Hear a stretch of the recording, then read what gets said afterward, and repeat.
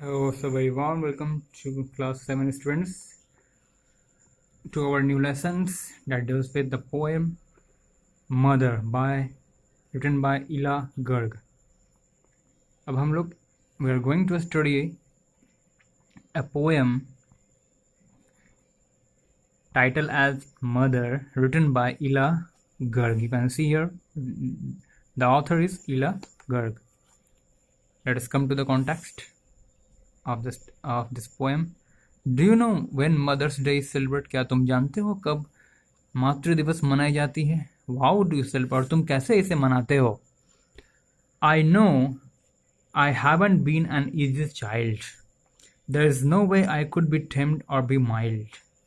At times I need to scream and be apart, but your tender touch is always there to ease my heart. मैं जानता हूँ I haven't been an easy child. यहाँ इला गर्ग कह रही हैं, माँ को लेकर के, माँ को संबोधित करते हुए कह रही हैं, I know I haven't been an easy child. मैं एक आसान बच्चा नहीं रहा होगा, मुझे मालूम है. There is no way I could be tamed or be mild. मैं एक आसान बच्चा अर्थात मुझे कंट्रोल में करना किसी के बस में ना होगा, ऐसा बच्चा मैं ज़रूर रहा होगा. बचपन से मैं काफ़ी शरारतीपूर्ण, शरारत से भरा हुआ, उत्पात मचाता हुआ, एक दूसरे को चोट पहुंचाता हुआ बच्चा ज़रूर रहा होगा. मुझे कंट्रोल करना, मुझे नियंत्रण में रखना बहुत कठिन रहता होगा सभी लोगों के लिए. I could be tamed or be mild. There is no way. कोई उपाय नहीं हो सकता, कोई उपाय नहीं होता मुझे नियंत्रण में और मुझे स्थिर करने का. बचपन में मुझे नियंत्रण में लाने का और मुझे स्थिर करने का कोई उपाय काम नहीं आता होगा. बचपन से मैं काफ़ी अशांत और शरारतपूर्ण रहा होगा. आई नो, मैं ऐसा जानता हूँ. At times I need to scream and be apart, but your tender touch is always there to ease my heart. और कभी कभार मुझे अपने माँ को, इला गर्ग यहाँ पोएट माँ को संबोधित करते हुए कह रही हैं कि और कभी कभार मुझे ज़रूरत पड़ जाती है माँ से दूर जाने, एंड बी अपार्ट. और कभी कभार मैं माँ के प्रेम को, माँ के प्यार को जांचने के लिए मैं कभी कभार चीखने लगता हूँ, चिल्लाने लग जाता हूँ. मुझे ज़रूरत पड़ने लगती है चीखने और चिल्लाने की और माँ से दूर जाने की, ये जांचने के लिए कि माँ का प्यार क्या मेरे लिए है बाकी या फिर नहीं. कभी कभार मुझे ऐसी ज़रूरत भी पड़ने लग जाती है माँ से काफ़ी दूर हटने की और चीखने और चिल्लाने की, यह जांचने के लिए कि क्या माँ के लिए, माँ के हृदय में मेरे लिए कोई कदर है, कोई प्यार है, कोई स्नेह वात्सल्य है. बट लेकिन your tender touch is always there to ease my heart. कभी कभार मुझे ज़रूरत पड़ती है माँ के प्रेम और वात्सल्य की, और उस ज़रूरत के कमी में और उस ज़रूरत के अभाव के कारण और उस ज़रूरत की पूर्ति के लिए मैं चीखने और चिल्लाने लग जाता हूँ और अपनी माँ से दूर काफ़ी चला जाता हूँ. क्यों?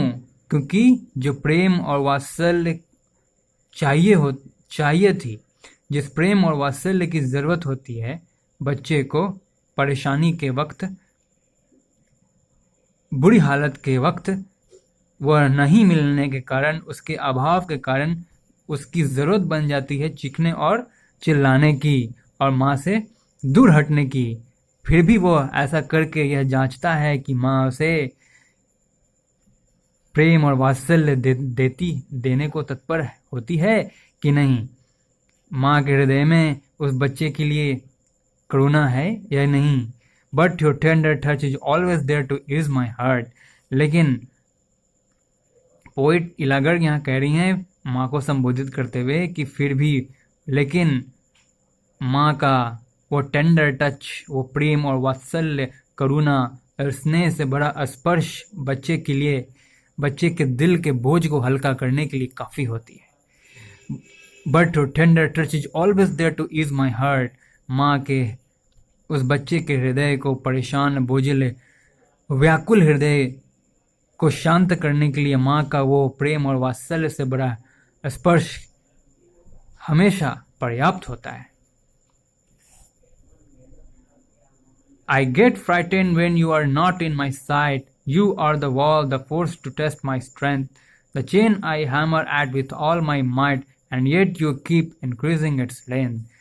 मैं भयभीत हो जाता हूँ अक्सर जब कभी माँ तुम मेरे नज़रों में नहीं होती हो। मैं अक्सर भयभीत हो जाता हूँ जब माँ मेरे नज़रों के सामने नहीं होती हैं। तुम ही वो दीवार हो, you are the wall, the force to test my strength. मेरे साहस, मेरी क्षमता को जांचने के लिए तुम ही वो बल हो, तुम ही वो दीवार हो माँ। यहाँ वॉल से पोएट यह कहना चाहते हैं एक बैड सर्कमस्टेंसेस को, एक कठिन जटिल समय को, you are the wall, the force to test my strength. जब कभी बचपन में मैं वॉल के चारों ओर मैं घूमता फिरने लगता हूँ, मैं घूमता था फिरता था वॉल के चारों ओर, तो you are the wall, the force to test my strength. मेरी मजबूती को जांचने के लिए आप ही एक दीवार का काम करती थीं। आप उस वो बल थीं जो मेरी स्ट्रेंथ को, मेरे साहस को बचपन में आंकती थीं, उसका आकलन करती थीं। जब कभी मैं दीवार की ओर चलता था, उठता था, फिर गिरता था, फिर बैठता था, फिर खड़ा होता था, फिर गिर जाता था, इस प्रकार से मैं मूवमेंट करता था दीवार के चारों ओर। बचपन में जब मैं घुमा करता था और अक्सर गिर करके बैठ जाया करता था, धरती को पकड़ लिया करता था, उस वक़्त आपका ही बल मेरे स्ट्रेंथ को पता करने के लिए, मुझ में कितना स्ट्रेंथ था, उस वक्त मुझ में कितनी शक्ति थी, उसे जांचने के लिए आपका ही बल काम आता था। You are the wall, you are the force, यही कहना चाह रहे हैं पोएट यहाँ पर। The chain I hammer at with all my might and yet you keep increasing its length. आपके उस प्यार की चेन, यहाँ पे चेन, किस चेन की बात हो रही है? माँ के प्रेम और वात्सल्य की चेन की बात हो रही है।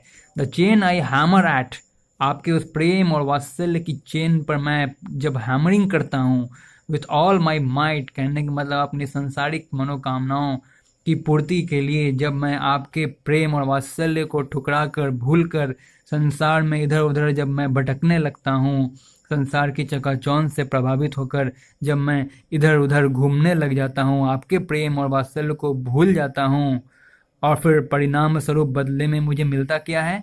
ठोकर, धोखा, और क्या मिलता है? थकान, परेशानी, बीमारियाँ। फिर भी उस वक़्त भी आपकी जो प्रेम और वात्सल्य की जो धारा है, उसकी जो लंबाई है, उसमें रत्ती भर भी कमी नहीं आती है। जैसे जैसे मैं संसार की मनोकामना से प्रभावित होकर के उसकी तरफ दौड़ने लगता हूँ, अंधी दौड़ लगाने लगता हूँ, और परेशानियों और थकानों और ठोकरों से परेशान हो जाता हूँ पूरी तरह से, उतने ही रफ्तार में, उसी के साथ साथ आपकी प्रेम और वात्सल्य जो मेरे प्रति थी, वो और भी उसकी लेंथ बढ़ते ही चले जाती है। जितना अधिक मैं परेशानी, जितनी अधिक संसार की मनोकामना से प्रभावित होकर मेरी परेशानियां बढ़ने लगती हैं, उतना ही अधिक आपका मेरे प्रति जो लगाव है, प्रेम और स्नेह है, वह उसकी लंबाई बढ़ने लगती है, उसकी भी लंबाई बढ़ते जाती है। यहाँ पोएट कवि साहब एक लाइन में यहाँ ये कहना चाह रहे हैं कि संसार का प्रेम, जैसे जैसे आप हम संसार की चाहते हैं, जैसे जैसे माँ के प्रेम और वात्सल्य को बुलाकर संसार को चाहने लगते हैं, वैसे वैसे उसका प्रेम घटते चला जाता है। जैसे जैसे जितना जितना संसार को हम चाहते हैं, उतना उतना संसार का प्रेम, संसार टिकता नहीं है, रहता नहीं है, और जितना जितना हम माँ के प्रेम और वात्सल्य को भूलते जाते हैं, उतना ही माँ का प्रेम और वात्सल्य हमारे प्रति और बढ़ता चला जाता है। It's tough I know to be so calm and not be mad. मुझे मालूम है, मैं जानता हूँ माँ के लिए कितना यह कठिन होता होगा अपने बच्चे को यह देखकर, अपने बच्चे की परेशानियों को, बीमारियों को, उसकी व्याधियों को, आदि और व्याधियों को, उसकी दुविधाओं को, उसकी उलझनों को देख कर, जानकर जब वह संसार की मनोकामनाओं में, अंधी दौड़ में, चकाचौंध में फंस जाता है तो वह परेशानियों से घिर उठता है।